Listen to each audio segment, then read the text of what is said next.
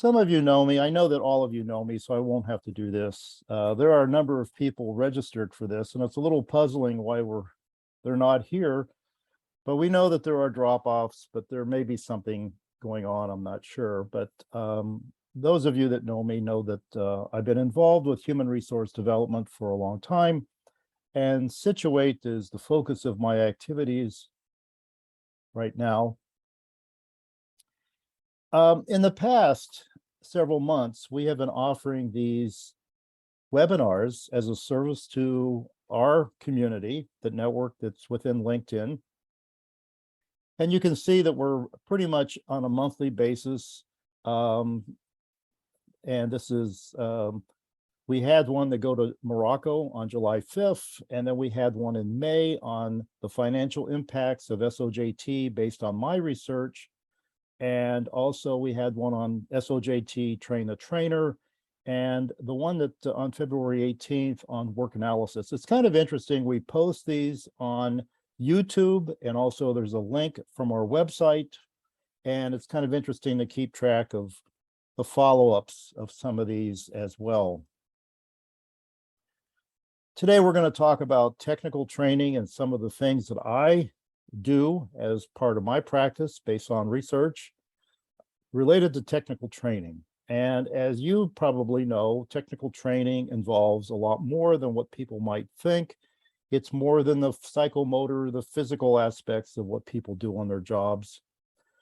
What I'd like to share with you today, and I'm paraphrasing the paragraphs in front of you, is to share some templates based on the instructional principle of whole part whole and how that applies for technical training. And I'll show you also how it affects other types of training as well.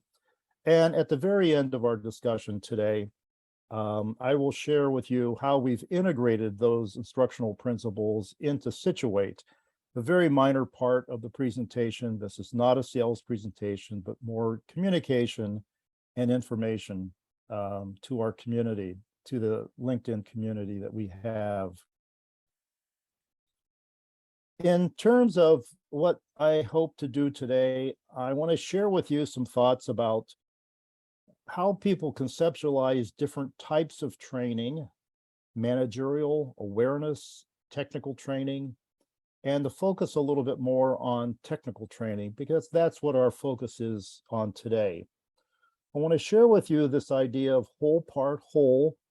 Some of you have probably understand that already, but I want to make sure that there's an understanding not only from a practical perspective, but also from a theoretical perspective as well. And when I was preparing the slides, I thought to myself, this is beginning to look like a college classroom.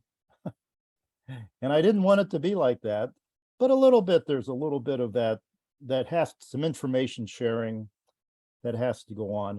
I want to share with you some templates for training design and training delivery and how we execute that within the context of SOJT and also within SiTUATE as well.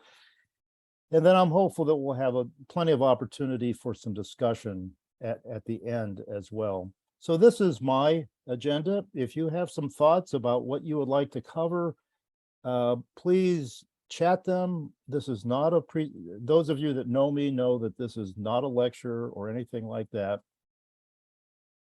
And so if you'd like to interrupt, open your mic and just say, hey, Ron, that's fine with me. The information I'm going to share with you is all can be found in either my book on structured on-the-job training or the book on work analysis and the knowledge economy. So this is not information that was slapped together just for this presentation. This is well-known information that's based on research and understandings about best practice in terms of human resource development and training.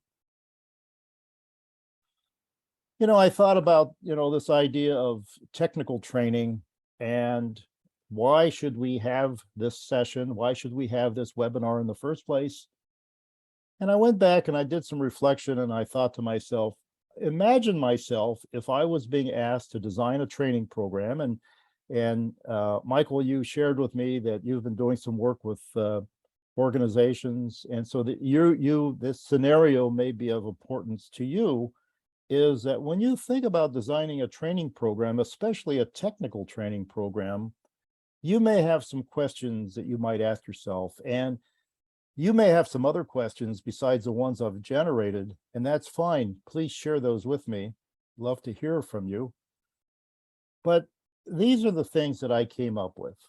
One question you might ask yourself is, what principles should I use that should guide the design in the first place? And I'm not talking about, the process, the ADDIE steps or anything like that. I'm talking about which principle should I use for designing the lessons itself, the training itself. And if I use a set of principles, what's the basis? Where does it come from? Does it just come from some practical experience? People say this worked or this didn't work? What is the basis of the principles? And another question you might ask is, what's the best sequence of the training content? What is the way it should be laid out in a logical way? And finally, if I'm working in a technical training situation, are these same principles useful across other situations as well? You might think about these questions, and if there's any others or ones that you would like to expound upon, maybe you've had an experience with one of these questions, please let me know, either in the chat or break open with the mic is fine with me too. I'll try to go as the pace so that you can respond as well. And also, if you feel like that you want to break in, as I've said just a minute ago, please don't hesitate to do that. That's fine. When we think about training, and I think this is pretty important because it sort of follows the logic of what we're thinking about here, is,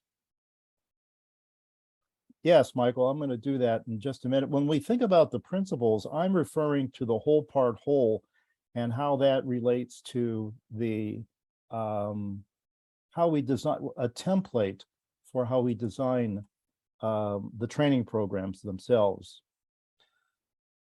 So when we think about training, a training has to have some categories of understanding. It's just not some amorphous. So we can think about training from the perspective of managerial training. The emphasis of the training program is to help people be able to plan, direct, facilitate the work, the efforts of other people.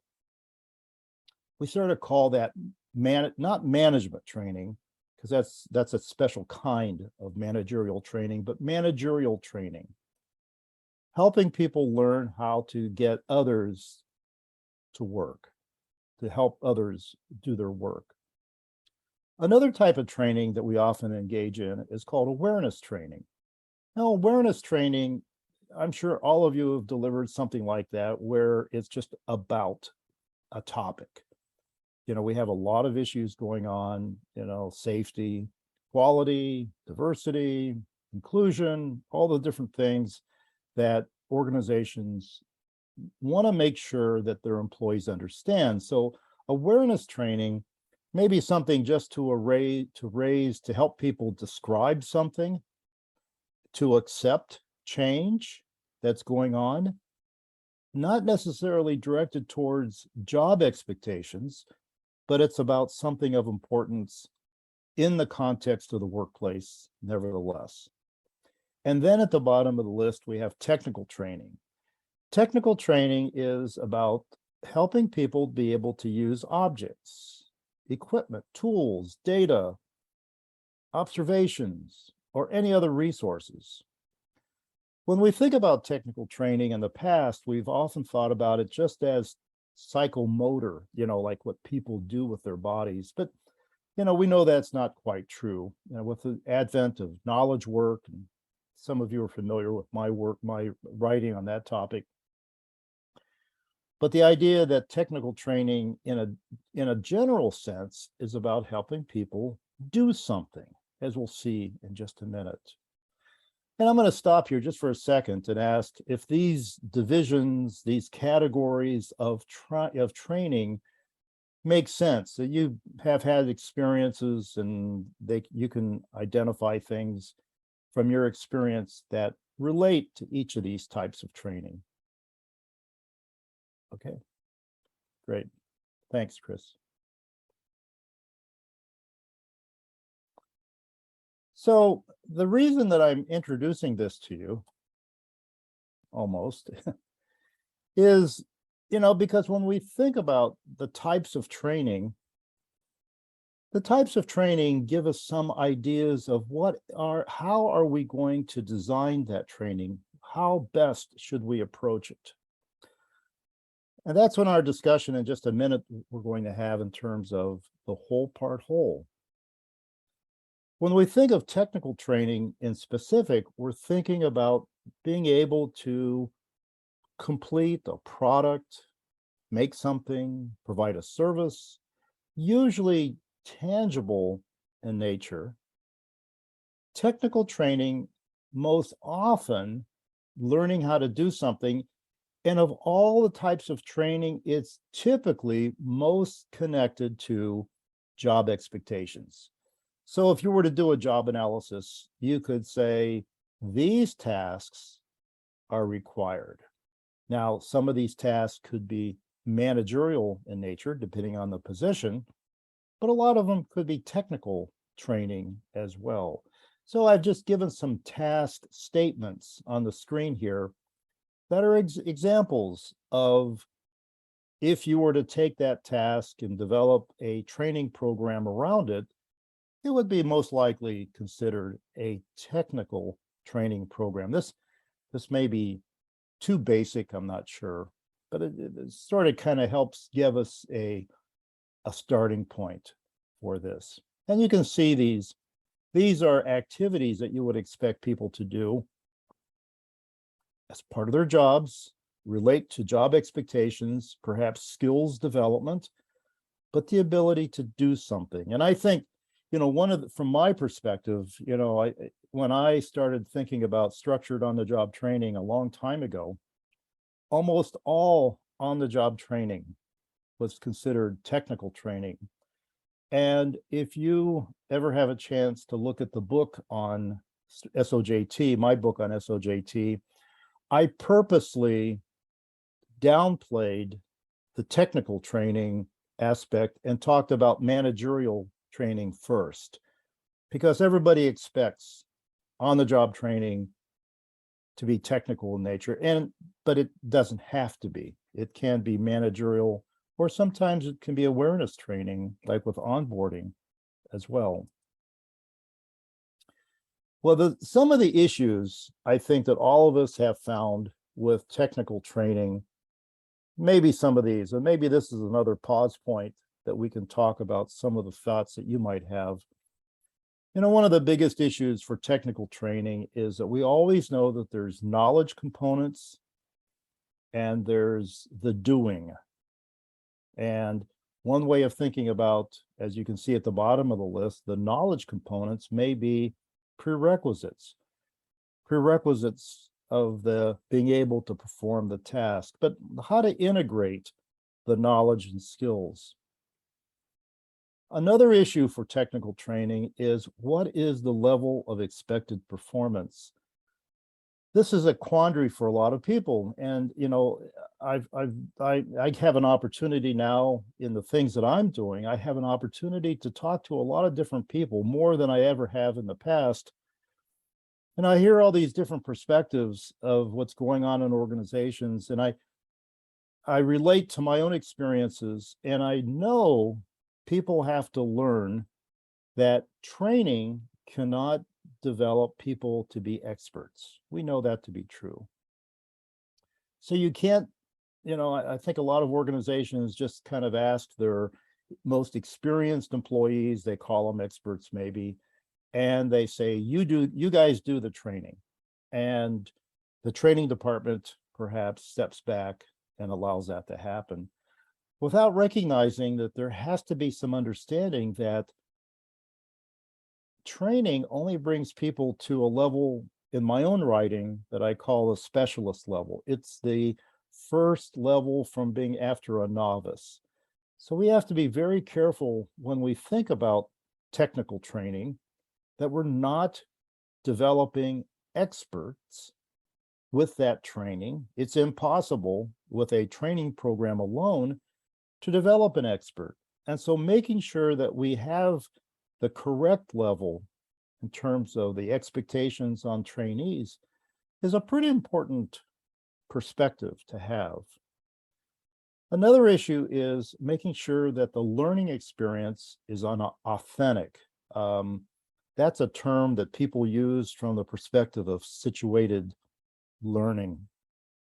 Is it an authentic learning experience? And I don't worry about that too much. Maybe others do when they put together like labs and simulations and simulators and things like that. But with SOJT, since most of it occurs in the work setting, you can assume that it's an authentic learning experience, but it's still an issue. How to make sure that whatever you're going to do has some comparison, some relatability to the actual work setting. So there's this issue of the learning setting and the training setting and the performance setting, and how to bring those together as close as possible. And the other two things here on the list, we've sort of talked around: the relevance to the work, making sure that even though it's maybe technical training, that it is relevant to what people would be expected to do later on.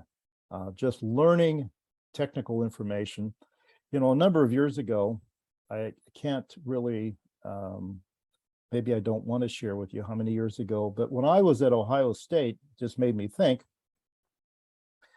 I used to take students on international study trips, if you can believe that. This is the late 1990s, early 2000s, before 9/11.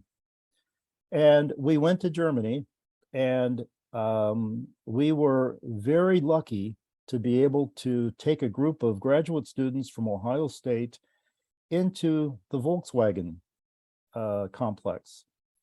And we found people, as many have said in the past, this is kind of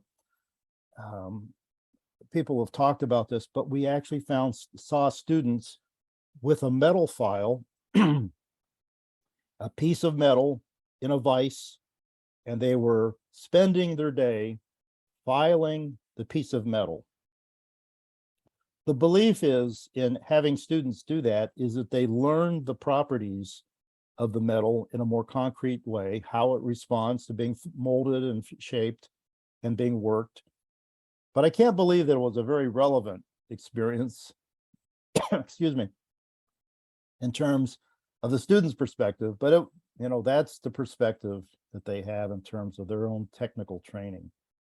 Maybe you've seen something similar to that. Now we get to the thing that the sharing that I'm most interested in having as a takeaway for you. And that's a clear understanding of this idea of whole, part, whole. Now, you've probably heard this before, perhaps, I hope. Whole, part, whole is what we would call an instructional principle. An instructional principle means that it's drawn from, without regard to where it comes from, but it has to be drawn from theories that may not be all friendly to each other. They may be different in their approaches, but still there's the best parts of the different theories that make up something of use. When we think about whole, part, whole, it comes from both the behavioral theories, behavioral like reinforcement theories, Skinner, SR, those kinds of things, and cognitive learning theories, where people believe that people have internal functioning in their minds. That's the most critical way of explaining how people learn. Whole, part, whole is about integrating those two perspectives in a useful sense. Well, whenever I've talked about whole, part, whole, and I'm going to share with you a little bit more in the next slide about whole, part, whole. When I share with, with a group of trainers or people, from the field, they say, oh yeah, we do that. We do whole, part, whole because and you've probably heard the same thing. People say, well, we tell the trainees what they're going to learn, and then we teach them what we told them they were going to learn. And then at the end, we tell them what they've learned, kind of a summary at the end. So in a sense, they have it all figured out as identifying it as whole, part, whole, as being the same as these before. Have any of you heard this from many times experienced trainers have some very good insights about how to train best. And I hear this quite a bit. Have you heard this from any of your trainers? This is the way we approach things. We tell them what we're going to teach them. We teach them, and then we tell them what we taught them. Have you heard that before? I think for me, because a lot of the work I've been doing is with organizations who've been struggling with training, their approach is similar to what you shared earlier, but it's just more of an ad hoc approach. Oh, you've been here the longest, or your line is the slowest today. Can you show this person how to do it? Mm-hmm. And then there's just this handoff with no structure to the training. Really a lot of observation, just do it the way I do it, and you'll figure it out. Right. So this in itself is much more structured than what I've been used to seeing. Yeah, and you're right, because when people say they use this principle, even though it doesn't quite capture all the necessary elements, I don't want to argue with it too much, because then I make it seem like they're not doing something correct. They're already moving in the right direction, and I don't want to give them too many other things to worry about at that point. But I think that, as we think about this and we try to help others in doing their practice better, this idea of whole, part, whole can be very simple and very commonsensical. The instructional principle of whole, part, whole means that in general, as you prepare your training, there's the first whole, and the whole means, the set of information. What is the purpose of the training today? This is what you're going to learn. It's pretty much what the people have said, but to understand that both from a behavioral, and in this case, it's a cognitive theories, you're giving people the schema, you're giving people the space in their heads to say, oh, okay, I've created something that I can now put new information inside of. So the whole, and I'll show you how this plays out in just a second. The part, then, of course, is that you're now diving into the components. And in a behavioral sense, you're now giving the chain of behaviors that people have to do. The chain of behaviors, the individual pieces that people have to do. Now, many trainers intuitively know whole and part. This is my experience. But for some reason, and that's why it's important to think about it here today, is that the second whole is often left out because people move on after the training session. It's over. Giving you the whole, give you the parts, this is what you're supposed to be doing, this is the information, and then it stops. But the final whole, it's kind of a funny thing to say, the final whole, but the whole thing is critically important because it relates the components back to the parts and the first whole, and it completes the schema. In other words, it gives you the satisfaction that I now understand everything about that thing in my head that I've created about this information. It completes the schema. Whole, part, whole is a critical function of psychologically for us as human beings. Now, okay, that's theory, that's an instructional principle, that's all well and good. But now let's look at it from a training design perspective. And I want to, I'm very pleased to be on this slide because now we can just start talking about really the emphasis of what I hope this session to be about. What this means is that when you're designing training programs in general, the overarching design principle that I use, obviously, is whole part whole. So there's not only the content, the sequence of the content is organized in that way. Now, some of you who maybe have some advanced knowledge about this may be familiar with terms like advanced organizers, things like that. That is included in this idea of the first whole. You know, even when you give the trainees the objectives at the beginning of the session, that's part of the whole. When you tell the trainee, these are the things that you're going to learn at the beginning, that's the first whole. So that sequence, understanding that sequence is pretty important. So our understanding is that how do we now combine these types of training, which I mentioned earlier, managerial awareness and technical training, into this idea of whole part whole.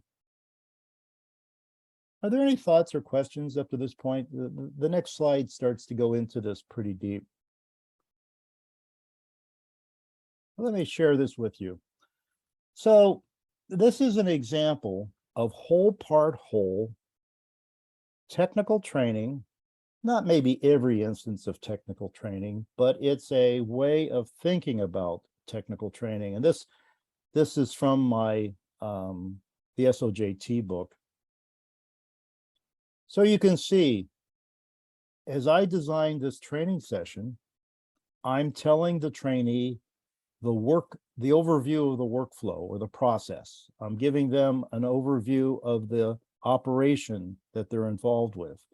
And I'm giving them an understanding of the overall principle, what's involved here, maybe some other things, requirements that are involved in terms of what they're doing. All of that creates a whole, that whole understanding of the whole. And then you start diving down into specifics, the concepts that are involved, although that might be part of it, maybe not always with SOJT, but in other forms of technical training.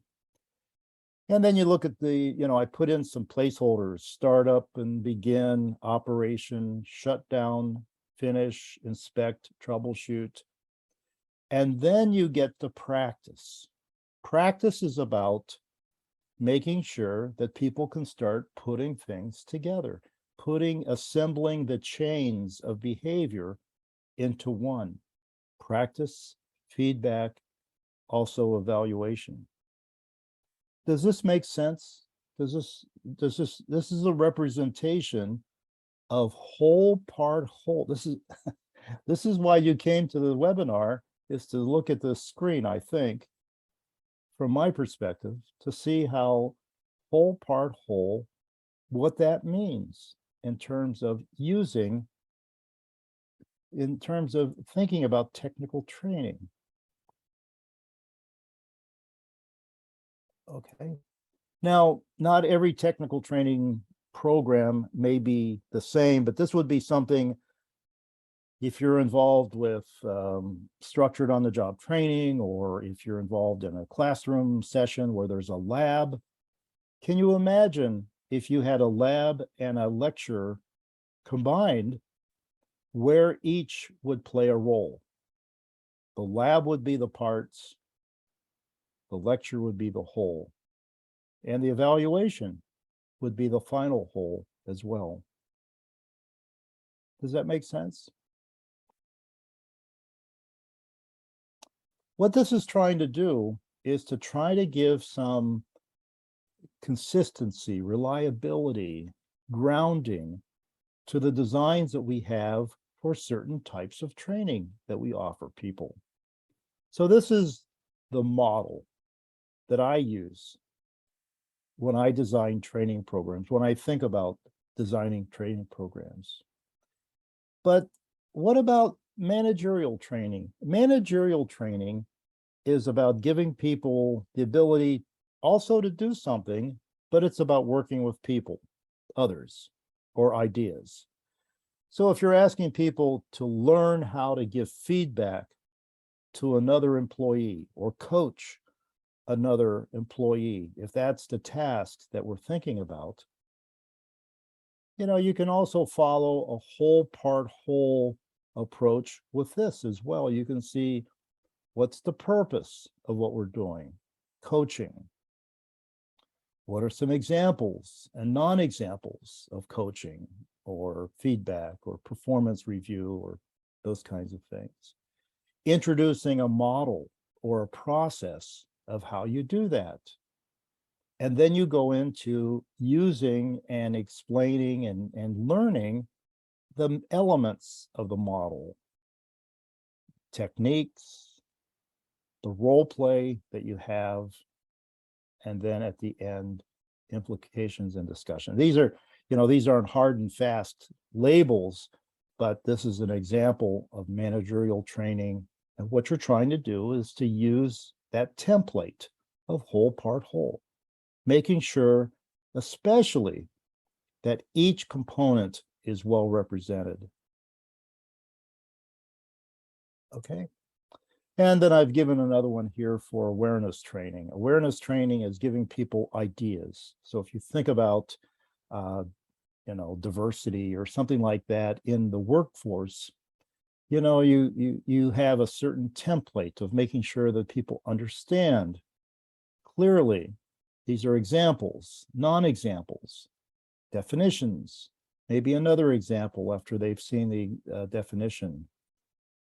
The critical attributes, and this is about concept learning and the variable attributes. This is about teaching concepts. Thank you, Saud. Yes, that's true, and exactly the reason why that outline, that list of things is there. The basis for what they're suggesting is based on the whole part whole instructional principle. Exactly right. And the people that made that suggestion may not know that. I'm not sure. It seems logical from a practical perspective, but we also need to know where it comes from and why it's important. And I've also put in here one that's published in the SOJT book on safety and quality training. The idea of whole part whole. This isn't the answer to every safety training program, but it's the way that I have approached when I've had to design a program on safety. I had a blog posting a couple weeks ago on safety, and talked a little bit about designing safety programs in the past. Whole part whole. Is this new for any of you? If you can share with me, would you say this is new information for you?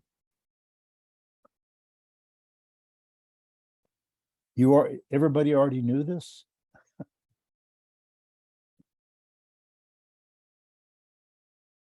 I hope so. Everybody read your book. Yeah, okay, Keith. If you've read it carefully, that is. No, it's great. I mean, it's Yeah. some context to what we've read in your book. So it's really good. Thanks, Keith. The other aspect of this is not only for the design of the training program, thanks, Chris, but also in the delivery of the training too, because what we're talking about is really a way of structuring information that makes sense to others. And so when I think about, for example, the SOJT steps, these are the steps that a trainer would follow basically when they deliver structured on-the-job training. Prepare the trainee, present the training, require a response, provide feedback, evaluate performance. But again, you know, if you look at what I use and my 5 steps, but if you go back to others before me, and I'll mention a person's name, Robert Gagne. You know, if you look at anybody that's talked about this idea of the delivery, the events of learning, you see the same flow, that same flow that you see here. And so, you know, this idea of preparing the trainee, which, and I'll show this to you in just a second in the next slide, this idea of preparing the trainee for the whole, you know, here's the purpose of the training. This is what the trainer actually is asked to say. Do you have the prerequisites? Here's the purpose of the training. Those kinds of things. And so that gives the trainee the whole. That's what the trainer is supposed to be doing. And then the trainer is presenting the training. That's the parts, and asking for responses, you know, having people practice what they're asked to do and providing feedback. Some of this could be considered parts or whole. It depends on how the perspective is. But certainly when you evaluate performance, you're asking people, you're asking the trainer to come back and say to the trainee, you know, now's the time to do what we call performance check to make sure that the trainee is able to perform as you expect them to perform. So they're bringing all the information. And one of the interesting principles about that is that when you have evaluating performance, you always want people to complete the chain. In other words, if they do something, if they make an error, you want the trainee to go back and start over and go through it one more time. You know, not just make the error, be corrected, and then just let it pass and go forward. Because it's the whole. You need to make sure that that psychological whole has been achieved. And they can't do that unless all parts have been put together. So it's very important. And you can see this in the way these are training cards from 2 different organizations. And what we do is that when we work with a client, we take the 5 steps and then we add the content to each of the 5 steps that are appropriate for each of the client's needs and their situations and things like that. So you can see, especially with prepare the trainee, it may be a little bit different, but it still recognizes the need to create the whole. The purpose of the training. This is what the trainer is guided to say to the trainee. Prerequisites and resources and so on and so forth. What's interesting, and I'll just say this very quickly, there's a very interesting discussion when I do the train the trainer about in number 2 there about positioning the trainee. That's kind of obvious. You want to make sure that the trainee's perspective is the same as the trainer's perspective in terms of what you are doing, and not facing each other, but could be shoulder to shoulder and looking at something or doing something. But the second part there, where it says present the training to point B, we talked about this in the train the trainer session a few months ago. And that is to say and do each part. In other words, the trainer has been instructed in their own training to make sure when you do the parts, you know, the whole part of it, that you are saying the part, the behavioral component that you're explaining, and then you give the demonstration, say and do.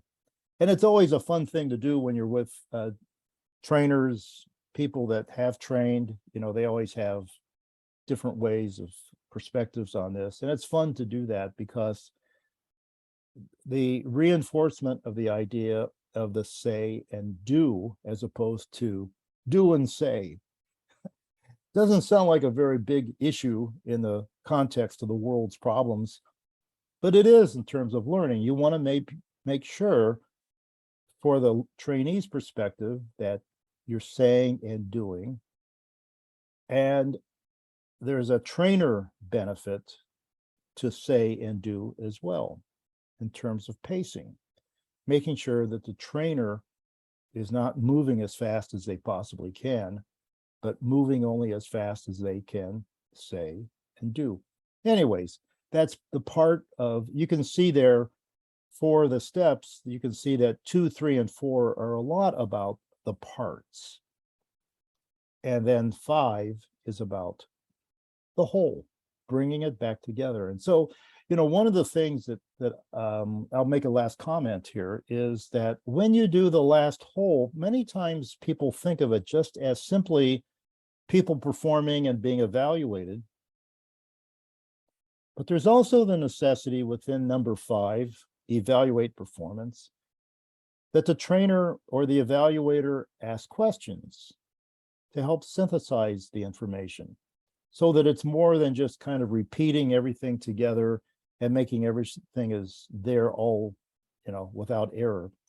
In many cases, it's even important to have the trainee, as they perform in number 5, their evaluate performance, is to have them say out loud what they are doing while they're doing it. It's another way of making sure that the trainees understand. They're just not repeating what they've seen before. All of this is justified under the idea of whole part whole, and you're putting a greater emphasis, more than we have perhaps in the past, on the final whole, which is really as important as all the other parts to it. If not, maybe sometimes in terms of memory and learning and retention, the second whole is critically important. Well, I want to say just a little bit, and this is not a sales pitch, but I just want to say a little bit about how we've tried to keep the principle of whole part whole integrated within SiTUATE. It wasn't that difficult, really, but it really was an important consideration of how do you make sure that even though you're using a digital platform, how do you embed all this information within it? And most of you know that, the work that I've done on structured on-the-job training, up around until about 2020 was pretty much a face-to-face, live face-to-face situation. But now we have this digital platform that allows either face-to-face and also a management system around it, and also a remote possibility as well, where you can connect trainers and trainees. That makes it all the more complicated to make sure that you're following the instructional principles that you think are important. I'm going to jump over this so we can look at this. So, from our perspective, for SiTUATE, and I'm just sharing this because it's as an example of making sure that you understand this is not just talk. We are trying to walk the talk, as they say. Within SiTUATE, there's an apprentice tracker, which gives the trainees like a syllabus of an understanding of what they're doing, what are the prerequisites, what they have to complete. SiTUATE is now mastery oriented, so that if you can't perform the task, you can't learn the tasks until you have completed the prerequisites that have been identified in that tracker. The training guides have been developed based on a job analysis. And I have a screenshot here in just a second. And also the idea of the delivery step of preparing the trainee. So preparing the trainee is something that we've embedded within the trainer's version of the training guide. Making sure that occurs is pretty important. So the idea of a part for us comes from information derived from the job analysis and task analysis. And then also from those delivery steps of presenting the training, showing what to do, providing feedback, providing opportunities for practice, require a response and provide feedback. All of that is part of that part. And again, in the trainer's version of the training guide, that we have these floating sets of information that can be modified to make sure that the trainers perform in a way that addresses the parts. And then finally, we have, number 5, the evaluate performance, and there's that aspect. But the key part of that is what we've always called, for some reason, the performance check within our language of SOJT.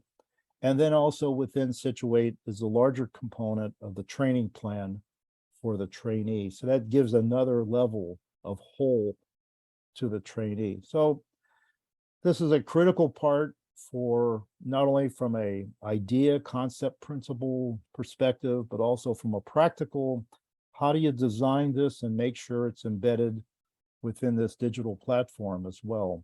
It's a not easy thing to do, making sure that this instructional principle is carried through. Well, I just wanted to share with you very quickly. This is a training guide, and you can see on the first page here, this is the first page of the training guide or the SOJT module, and it provides the whole information that the trainer would present to the trainee. The middle page are the parts. This is based on the task analysis. So you can see this is a procedure it's not a procedure, it's really actually a process. And so you can see there's a process event, prepare a brief scope of work. You can see there some comments and people involved. So these are the parts. And then at the bottom is the performance review. And this is the third component, the whole, bringing it back together again. Okay. So what I've tried to do in our brief way of sharing information, and I have to admit, this is probably the most, in a sense, theoretical of all the webinars that we've done. And maybe it sounded good for some people, hopefully that they will view the webinar later on.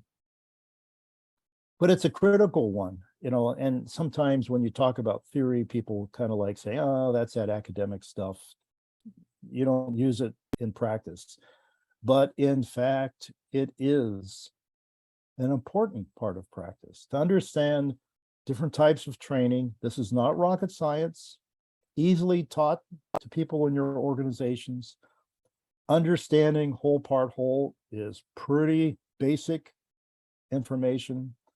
How to then use templates to design the training, especially technical training, that's important, and delivering the training for the trainers, and the kind of the challenges that we've had in terms of making sure that SiTUATE is also based on that really important instructional principle.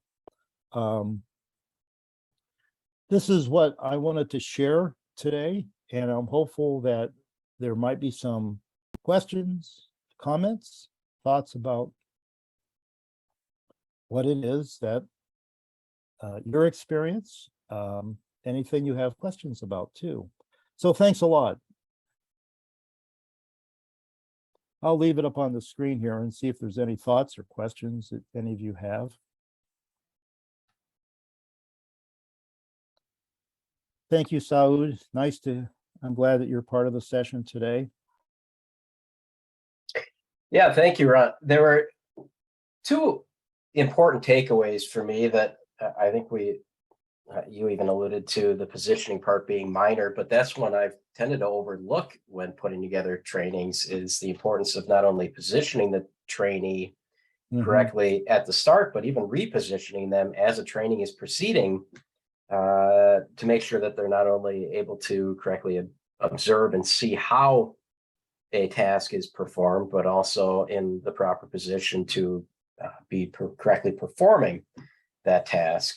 And then the other takeaway I had related to both the saying and doing component and how that helps with the speed or the pace of training. I haven't necessarily always made that connection, but I think that was an important takeaway for me today. Yeah, that's a little bit of an aside from the the major thrust of our webinar today, but it's an amazing fact, based on no scientific fact, but just from observations over the years, that trainers, as a general rule, like to impress others with what they know and they can do. And by impressing others, they like to do it fast, especially in front of trainees who are there to learn. And so if I can show them how fast I can do this or how skillful I can do it, they're going to be pretty impressed and they're going to think I'm a pretty important person. And thanks, Ileana. And so, okay. And so the idea of reorienting the trainer so that even if they are sharing a set of documents, I tell people they should not be face to face. Now, the poor trainee doesn't know where to look. Should I look at you, the trainer, like we do in a classroom? You know, we're told that the trainer should have our attention. Or should I look at the thing that we're working on? Or should I look at the documents that are in front of me? I really don't, the trainee doesn't know exactly. And even if you're in a conference room or something like that, it's where they have to be shoulder to shoulder. You know, they're both having the same perspective on the training materials. It's that's why train the trainer for SOJT is really different a little, in some major ways than like your typical TTT programs where you have platform skills and, those kinds of things. It's different. And these are some of the critical differences. Thanks, Michael.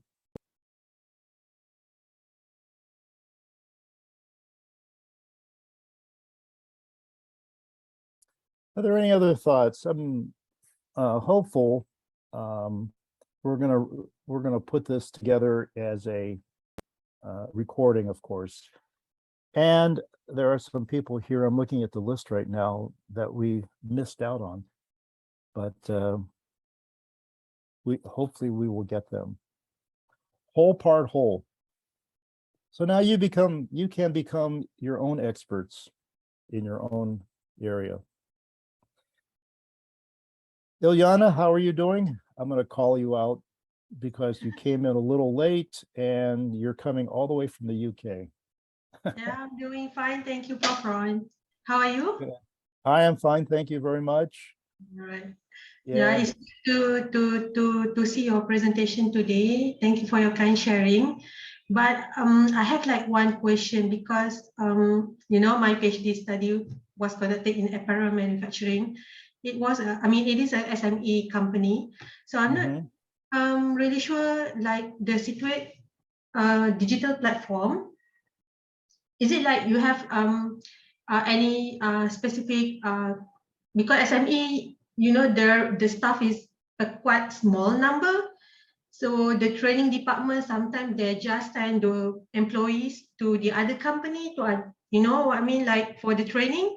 So let's say if this SME, the small company want to have this kind of platform, is it like okay, or is it like only for MNC for this digital platform, the idea of this SiTUATE? So yeah, I don't know whether my question is okay. Is it clear? Yeah, it's your question, I think, is a little bit of a financial question, like does it make sense for what we call SMEs, small, medium-sized enterprise. I think you use the same term. To invest, maybe not, depending. But Mhm. it does not mean that the general idea of SOJT is still very important, even for SMEs, especially for SMEs. Because, you know, most SMEs, most small, medium-sized enterprises do not have classrooms, they do not have labs, they do not have, you know, the infrastructure that a Mhm. bigger organization might have, which is okay, which is great. A small company should be able to do SOJT, maybe not using Mhm. the SiTUATE platform, Mhm. but they should be using SOJT. In other words, understanding the work and Mhm. documenting the tasks and training the trainers and those kinds of things. Okay. So, yeah, Okay, I get might out, get out share. there and make them do that. Um, Okay, I need to buy your book first and study. oh, Ilyana, come on. We're waiting. We're waiting. Come on. Okay. Well, Okay, okay. Thank you, Prof, for your input and everything. you're welcome. I just got an email message from my support person that there has been some Zoom issues. So we're going to reach out to these other people that have not been able to log in. So that